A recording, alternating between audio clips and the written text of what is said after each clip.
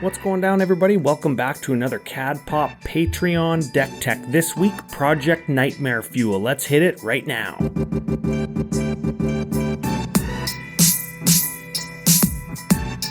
All right, we are back, and this is the Commander Ad Populum YouTube page. First time we're doing one of these deck techs all video all the time, and it's a very special one. Before we get to it though, don't forget FusionGamingOnline.com, your source for all your gaming needs. They are the official sponsors of Commander Ad Populum and the Commander Ad Populum YouTube page. And this is a Patreon deck tech, so what that means is if you head on over to patreon.com/CADPopcast, you find a reward tier that's correct for you, you can have your deck featured on the YouTube channel. This one's a very special one because we're actually doing a deck that I've been showcasing on Twitter at CADPopcast there over the last, I want to say almost 2 full years, because this deck is 100% altered art cards. And I'm going to be doing a couple extra supplementary videos to this video over on the CAD Pop Altered Art tutorial playlist, where I talk about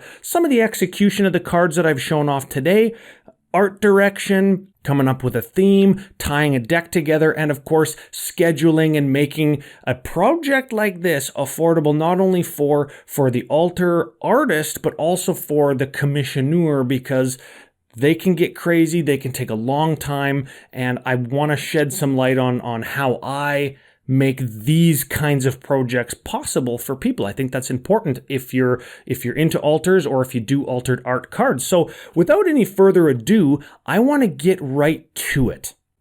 Okay, first things first, our commander. This is Shirei, Shizo's Caretaker, and this is a 2/2 for 5, and essentially it says whenever a creature with power 1 or less goes from your battlefield to your graveyard, you can return it to the battlefield at the end of turn if Shirei is still on the battlefield. And she's perfect because there's 30 Shadowborn Apostles in this deck. They're all 1/1s for 1. You can run any number of them, and you can pay black, sacrifice 6 of them, and go and search for a demon, put that demon onto the battlefield. And if we have our commander Shirei out, we can do that for a black every turn and find what is the 6 demons in the deck. And let me tell you, all altered, all themed around, I'm going to call it dark religion, anti-religion, and our favorite bad guys, the Phyrexians. So let's get to the cards right now. We're going to start with the Apostles because they were shown off, I think, on Twitter the most, and they are all themed around, like I said, demons, dark, nightmares, anti-religion, and they're all black and white. Some include gold, some include a little bit of red. We're going to talk about kind of some of the themes in the upcoming tutorial videos. So I'm just going to start laying them out, and everybody can enjoy. Let me know which one is your favorite in the comments, or like I said, at CatPopcast on Twitter.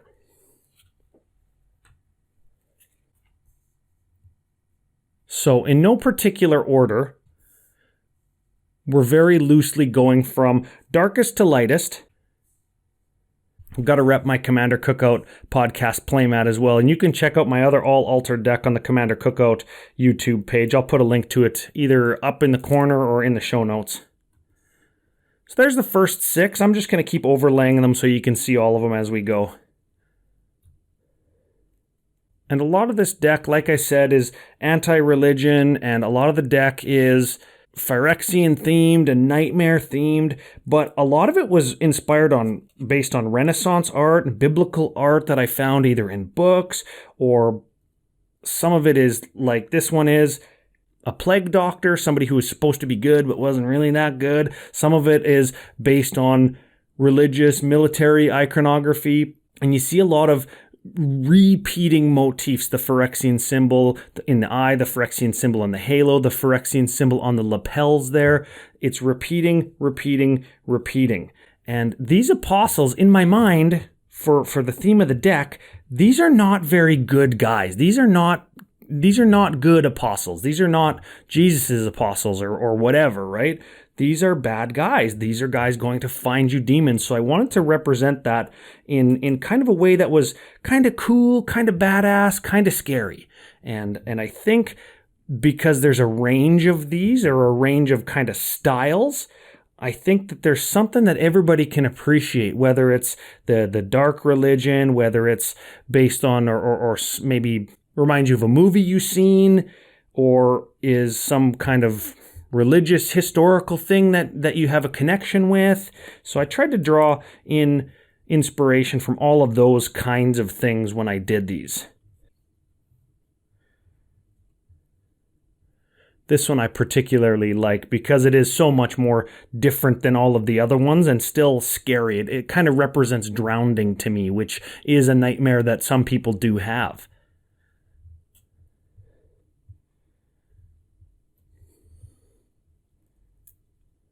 And then these last three, I think, are my favorite three in the whole deck. And they do look very religious in inspiration. So I like those. I think those are my favorite 6, and they all kind of do have a different sort of feel that I really like. Now, I want to move on to some more of the custom pieces. We're gonna finish up with the lands after these. And I don't have all the basics done yet because the client, my good friend Aaron, he is a patron of the show. Him and I haven't quite decided where we're at with what we're going to do with the basics. It could be borderless. It could be maybe like a panorama, something black and white that's going to match, maybe a big graveyard, something like that. And no matter what we do, I'll feature it on the show to kind of complete this deck. And no matter what we do, it's going to be really cool. So we're going to move away from the black and white pieces now, and we're going to get into some that include red. And the red, to me and Aaron, when we're talking about the deck, the red is reminiscent or is supposed to represent the approach of demons and the approach of evil. And the closer we get to the demons, the more you're going to see red kind of appear. And I want to kick it off right with a couple bangers, a couple of my favorite pieces in the whole deck, as soon as I move all the apostles.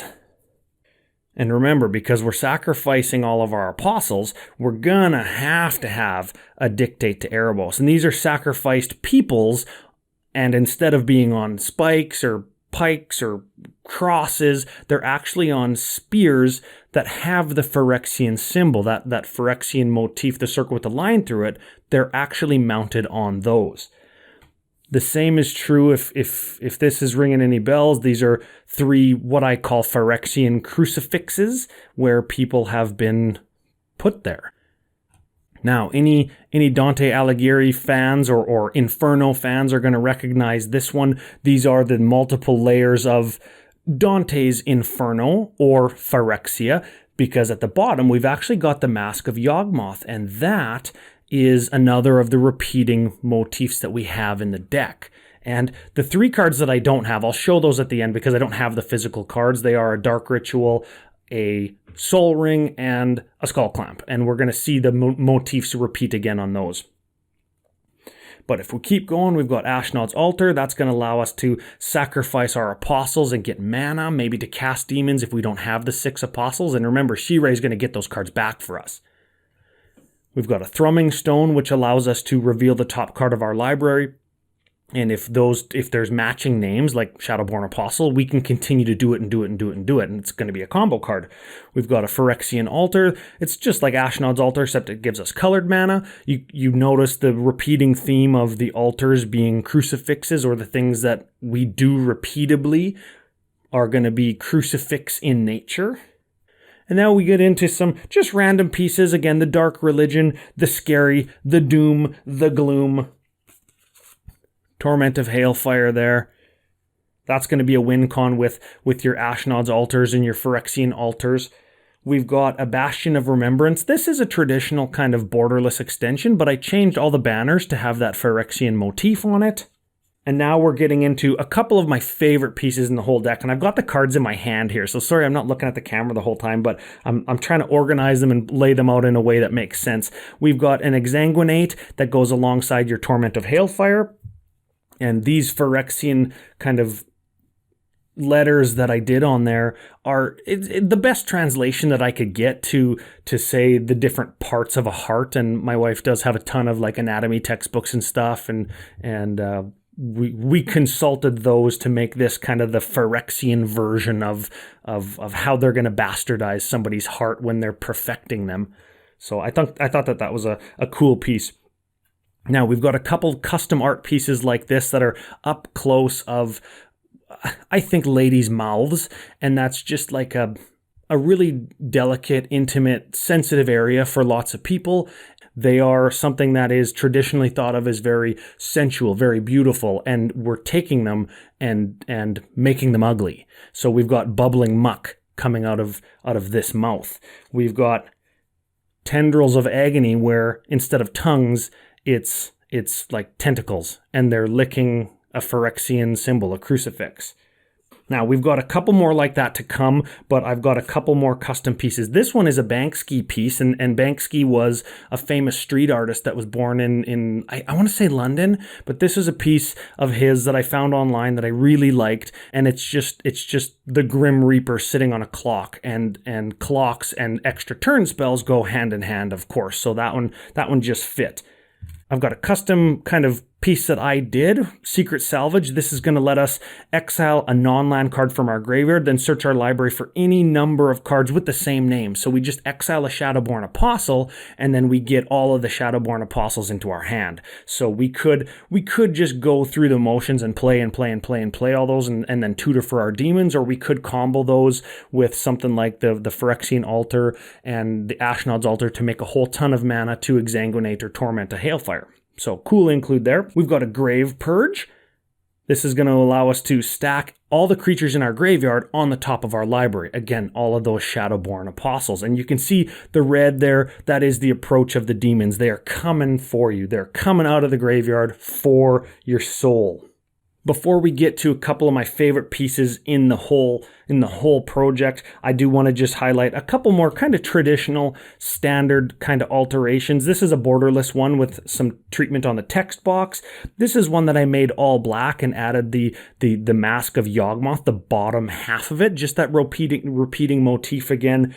The same with this one here. This is a Xanthid Necromancer. Whenever it or another human creature you control dies, you put a 2/2 black zombie creature onto the battlefield tapped, and the apostles are humans. So whenever they die, we get zombies, and then this will allow us to actually double up on mana or quadruple up on mana if we've got our altars out, because we're going to sacrifice our apostle to get 2 mana, let's say, then we're going to get a zombie and we can sacrifice that as well. So of course, Phyrexian and Ashnod's Altar are going to make us a ton of mana, and we're going to use the big black mana package to kill lots of stuff. Moving on, we've got another win condition, Sir Conrad. When things are going in and out of the graveyard, we're draining our opponents. When things go from our, essentially, anything goes in or out of the graveyard to any other place, Sir Conrad is going to trigger. It's going to dink your opponent for 1. We're going to gain a life. The same is kind of true for Zulaport Cutthroat, and these feel to me very much like they're abusing the Shadowborn Apostle kind of trick or theme that we're doing. So I wanted to make them look and feel very much like apostles, but maybe a little bit fancy, almost like they're a religious high-to-do, almost like they've got like a Dolce & Gabbana kind of background behind them to make them feel fancier, because they're going to abuse the apostles, and they feel like apostles, but they're just a little bit better, more high-to-do. Now, moving on, speaking of the Dolce & Gabbana, we have an actual D&G kind of pattern underlay here with the Phyrexian motif in there as well. And this is going to be another one of our win cons. When you see some of the demons 2 and 3 black pips, or all of our apostles hit the battlefield all at the same time because we mass reanimate them or whatever with a Shirei, this guy's going to do some work. Again, no surprise, Grey Merchant is going to be big time player in mono black deck. Now, let's get these out of the way, and I want to talk about 2 of my favorite pieces in the whole deck before we move on to the lands and the demons.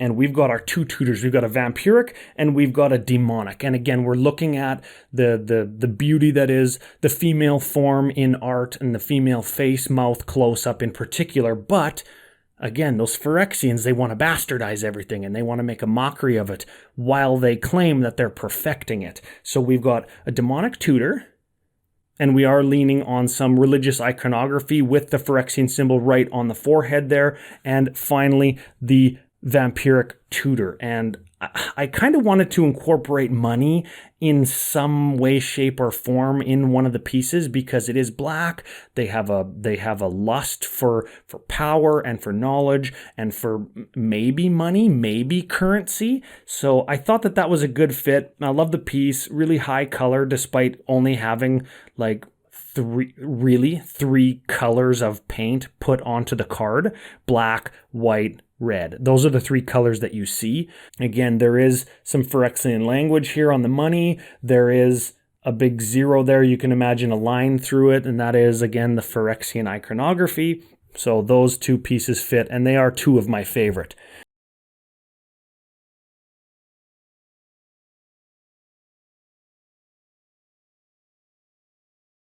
Now, moving on to the lands before we get to the demons, the final 6 cards. Most of the lands are borderless extensions, and this was a little bit on purpose because at the time these were started, the plan with Aaron was to do borderless extensions or a panorama extended art version of all the basic lands, like huge, like 20 cards wide or whatever. And the theory was when you're searching your deck or when you're opening an opening hand, you can see the 3 or 4 land cards are all highly colored extended art cards, and all of the regular non-land cards are black and white and gray, and it's easily distinguishable when you're searching or when you're starting the game. And then that idea got shelved, and we're doing something else for the basics. So that kind of thing is going to be covered in the supplemental videos to this. So let's look. The first one is, I think, my favorite, and it's just another part of the repeating theme. This is an ancient tomb. Again, we've got some religious iconography incorporated. We've got Phyrexian crucifixes. Again, just a themed card that fits. We've got a Volrath Stronghold. This is the kind of card that I do a lot, space kind of altars, and I love doing this card like this because the original art just lends itself to it so well. I love it. Now, on to the altered art, borderless, kind of traditional extensions. And I'm going to lay these guys out so you can see them all. We've got Deserted Temple, Strip Mine, Reliquary Tower, Castle Lochthwain, Witch's Cottage, and Buried Ruins. So let's go over them. This is going to untap a land. We're playing a big black mana package. I think you can assume what's going to be in here. We're going to cover it in a second. Strip Mine, that's a good one. Reliquary Tower, that's a good one. Castle Lochthwain is going to draw us cards. This is going to get creatures back. This is going to get artifacts back. So we've got a pretty stout suite of non-basics that are going to do the utility things that we might not have room for because we're playing 30 of the same card, and we are missing utility because we don't have a lot of the regular stuff. So let's keep going. What are we going to untap with that Deserted Temple? We're going to untap a Nykthos, Shrine to Nyx. This has got the Phyrexian iconography there with the circle and the line through it. We've got a Crypt of Agadim. We've got a Mortuary Mire. We've got an Urborg. I think you guys know what's coming. We've got a Bajuka Bog. I love that one. We've got a Cabal Stronghold. And of course, you know, we've got a Cabal Coffers. And that one is the only one that's extended all the way down like that because I think it just looks so good with the little pops of color that are in there. And then, of course, we've got, instead of the Mirari there, in the original art, we did a piece of Phyrexian iconography, which I think is super cool and just gives the piece like that little bit of set tie-in that we were going for on almost every single piece that we did. So, finally, the last 6 cards, not including basics, are the Demon Package. These are the cards that you go and find with your Shadowborn Apostles when you sacrifice 6 of them. Don't forget, you can find one of these guys every turn for 1 mana because you've got 30 Shadowborn Apostles. So, these actually make a panorama. So, I'm going to lay them all out lengthwise, and we're going to get them all put together.